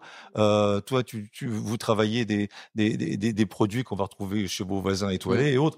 Donc c'est ça aussi, c'est que même des fois qu'on va pas retrouver chez nos produits étoilés. Oui, ou parfois, oui, parce qu'ils n'ont pas les moyens. Non, mais clairement. Et également une notion qui est intéressante, c'est que c'est une notion de prix. On n'en a pas beaucoup parlé. C'est une terre avec des restaurants qui sont pas très chers par rapport au reste de la France. Mhm. Il y a un vrai bon rapport qualité-prix Oui, en on peut Bretagne. faire un road trip Ça, gastronomique en Ah bah, Bretagne. Ouais. clairement. Et ça, c'est vraiment important à dire parce que c'est pas le cas partout. Hein. C'est vrai. Et pour rebondir là-dessus, ce qui est quand même aussi cool, parce qu'il y a quand même d'autres régions où il y a, on va dire, cette dynamique, ce rapprochement entre les restaurateurs et les producteurs, et qui font des fois des un peu contrepoids face à la politique actuelle, quoi. Mhm. Et ce qui est vraiment cool ici en Bretagne en plus, c'est justement que Olivier Marie et son équipe prennent le projecteur et préfèrent illuminer ça qu'autre chose. Ça, c'est un vrai pouvoir qu'ils ont. Ouais. D'éclairer la de nouvelle se dire, vague. moi, ce que j'ai envie de mettre en lumière, c'est ça. Ouais. Voilà, la Bretagne, ok, il y a les cochons, il y a les machins, il y a des trucs, ok. Voilà. Mais regardez l'initiative. Et ça, en vrai, c'est ce qui se dit à chaque fois qu'il y a un événement Pure Beurre ou quand on se voit entre nous, c'est que c'est hyper moteur. Il y a plein de gens, enfin, nous, les premiers, on s'est dit, mais au bout de 8 mois, on avait envie de jeter l'éponge, quoi. Enfin, de se dire, mais c'est trop dur, on est tout seul. On nous, comment dire, on nous dit tout. Et puis quand on commence des trucs comme ça, on nous dit, mais ça va jamais marcher. Ouais. Mais vous êtes sur la ville, c'est Ah oui, hiver. voilà, mais voilà. Et des gens qui habitent là, et des gens qui habitent en local. Donc du coup, cette dynamique-là, portée par des médias, relayée par des médias, relayée aussi par tout le monde, il prend sa part justement du petit caviste, du multiservice dans un bled reculé en arrière de la Bretagne. On dit c'est que des blaireaux. Non, il y a des initiatives partout, du plus modeste aux 3 étoiles, et qui est très cool. Hein. Enfin, je veux dire, ils n'ont pas un milieu plus simple que le nôtre, hein, Ah ouais, bien sûr. pour s'en sortir et prendre des prises de position. Ouais. Je veux dire, ils n'ont pas les mêmes enjeux économiques, ils n'emploient pas le même nombre de personnes. Hein. Nous, on se fait un peu bâcher. Bon, on est 2, on serre un peu les machins. 3 étoiles Michelin, ça tourne plus parce que le beurre président a décidé que c'était un con d'avoir pas foutu la veste au truc. Le sponsor a dit bah tiens, on va s'occuper de toi, mon garçon, et qui mettent de la puissance pour lui nuire. Pas facile. C'est pas les mêmes choses, c'est pas les mêmes enjeux. Donc voilà. Donc ce qui est cool, c'est d'avoir un média aussi, et je pense que c'est ce qui fait un peu la différence avec les autres régions, c'est qu'on a un magazine qui est dédié à ça quand même, quoi. Enfin, c'est le quotidien le plus lu, c'est ça, de France. C'est pas rien non plus. Voilà. Olivier, c'était bien que tu sois là. Hein. Ouais, merci, j'ai bien fait de venir. Non, mais c'est vrai que je rebondis là-dessus, notamment pendant les soirées Pure Beurre, par exemple. On réunit tous ces gens. On sent que ces gens sont contents d'être là. Pure Beurre, on le dit à la fin quand même, mais Pure Beurre, c'est une revue qui est suivie. C'est un guide qui donne aussi des adresses et qui est un éclaireur de toute la scène gastronomique. C'est ça, pour que les gens se le représentent. Hein, parce qu'on s'est parlé de Breton en cuisine, qui existe depuis 2012, qui est un bimensuel, c'est ça? Oui, bimestriel. Voilà.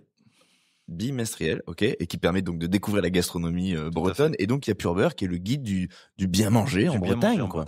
Tout à fait, avec les valeurs dont on a parlé, ouais. Qui marche bien, qui est très bien accueilli, apparemment qui est prescripteur, puisqu'on a des retours aussi de beaucoup de professionnels qui me disent les gens viennent avec parce qu'ils nous ont vus dans Pure Beurre.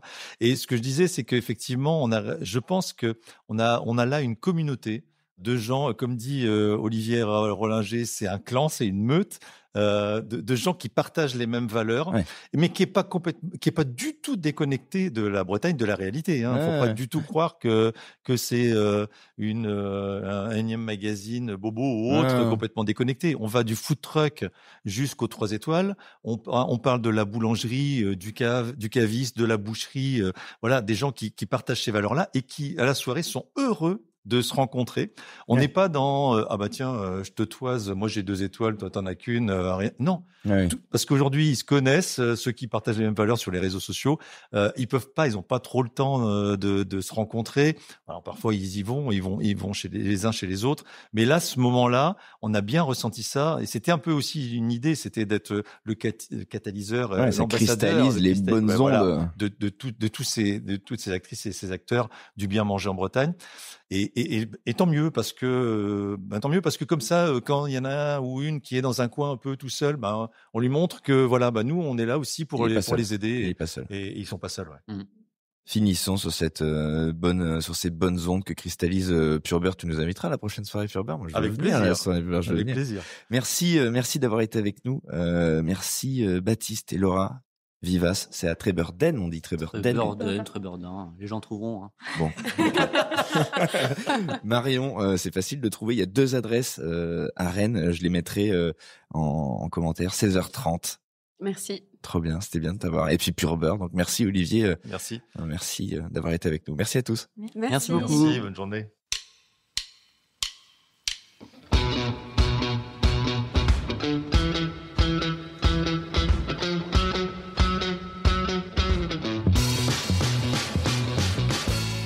Ce talk nous rappelle que le terroir n'est pas une carte postale figée, mais une terre de mouvement, une somme d'histoires humaines et de convictions partagées. La Bretagne d'aujourd'hui, celle de Vivace, de 16h30, d'Olivier Marie et de tant d'autres, c'est un espace qui avance, qui questionne, qui se questionne, qui relie. Une Bretagne curieuse, ouverte, exigeante, où le goût reste le plus beau langage commun.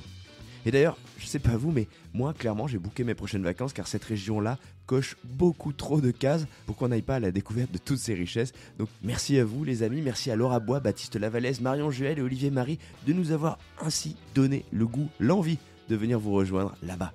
Merci pour votre engagement, pour votre sincérité. Merci aussi à Sandrine Robert pour la coordination de toutes ces productions Made in Braise. Et merci à Tourisme Bretagne pour leur confiance et leur soutien tout au long de ce mois consacré à la région. Vous venez d'écouter Chef, le talk spécial terroir breton. Et si vous ne l'avez pas encore fait, mettez-nous une note, un max d'étoiles sur votre plateforme préférée. C'est la seule manière que j'ai de faire connaître notre travail et surtout celui de celles et ceux qui nous font le plaisir, l'honneur de venir parler dans nos micros. Allez, on se retrouve dans quelques jours sous un autre ciel, mais toujours sur Chef, évidemment. Salut!